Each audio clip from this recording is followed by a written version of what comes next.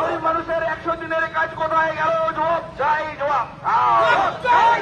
4 বছর হয়ে যাওয়ার পরও দুয়ারে সরকারে বারে আবেদন করে ভাতা পাচ্ছে না কেন? জবাব চাই, জবাব।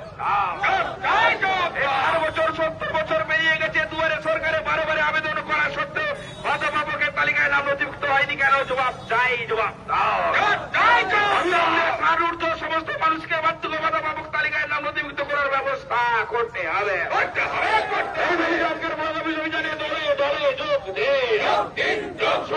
ভাঙ চাষিকে কৃষক বন্ধু প্রকল্পের আওতায় আনার দাবিতে আজকের ব্লক অফিসে অভিযানে দলে দলে যোগ